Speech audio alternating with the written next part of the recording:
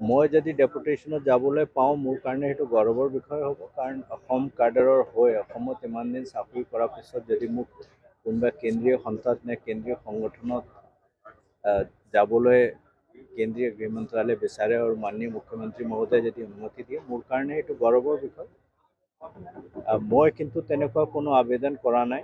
ময়ো আপোনালোকৰ পেপৰে পত্ৰে পঢ়িছোঁ। যদি কেন্দ্ৰীয় গৃহ মন্ত্ৰালয়ৰ পৰা ইয়াত গৃহ মন্ত্ৰালয়লৈ কিবা এটা আহিছে এই বিষয়ে মই জ্ঞাত নহওঁ।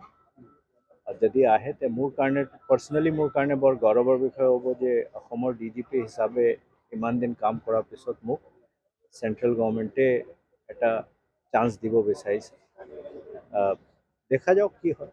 অহাকালি আমাৰ স্বাধীনতা দিৱসৰ পৰেড, ষ্টেট চেণ্ট্ৰেল পৰেড ইয়াত খানাপাৰা ফিল্ডত হ'ব।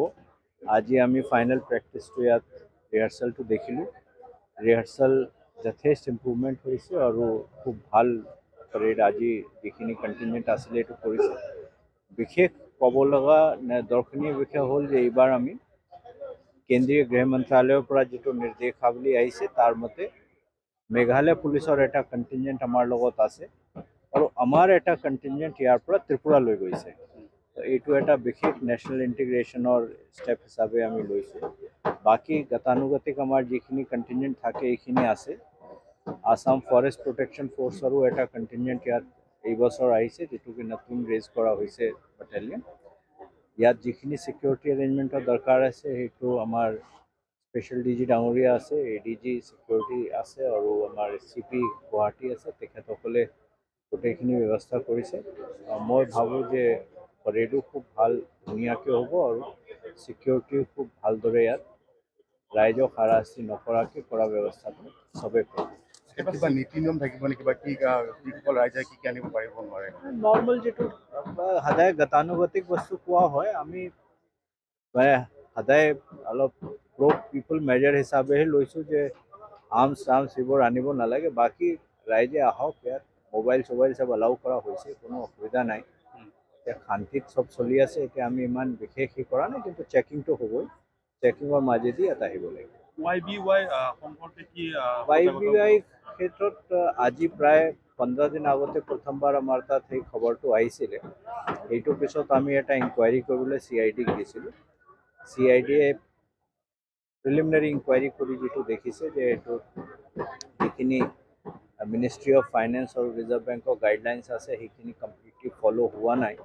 সেইকাৰণে আমি CIDক এটা কেছ ৰেজিষ্টাৰ কৰিব দিছোঁ। ত' CIDয়ে আজি প্ৰায় 3 দিন 4 দিন আগতে এটা কেছ ৰেজিষ্টাৰ কৰিছে। কেছ ৰেজিষ্টাৰ কৰি তেওঁলোকে তদন্ত আৰম্ভ কৰিছে।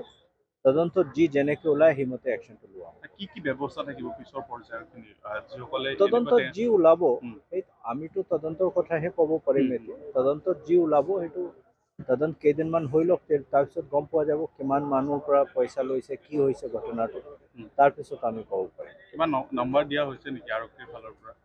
এইটো মই CIDক কৈ দিম। এতিয়া চাকে নম্বৰ দিয়া হোৱা নাই, আমি CIDক কৈ দিম। তেওঁলোকে এটা নম্বৰ দি দিব, য'ত যদি কোনোবা কাৰোবাৰ অসুবিধা হৈছে নে কাৰোবাৰ পইচা লৈছে আৰু ঘূৰাই দিয়া নাই, সেইটো তেওঁলোকে এটা নম্বৰ দিব। তদন্তৰ পিছত পইচা ঘূৰাই পাব বুলি তদন্ত হোৱাৰ পিছতহে ক'ব পৰা যাব যে কেনেকুৱা কি ওলাই তদন্ত। আজি এতিয়া মই আপোনাক কৈছোঁ 3-4 দিনহে হৈছে। 3-4 দিনৰ ভিতৰত তদন্তত গোটেইখিনি কমপ্লিট কৰিব পৰা নাযায়।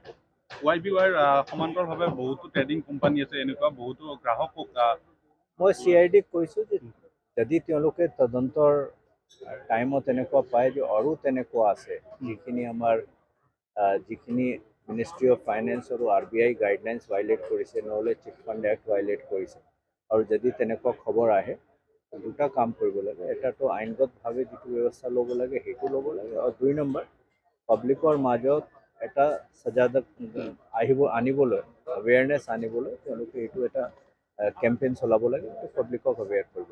আৰক্ষীৰ ফালৰ পৰা কিবা কেম্পেইন থাকিব নেকি? CID ইজ আৰক্ষী, CIDটো আৰক্ষীয়ে।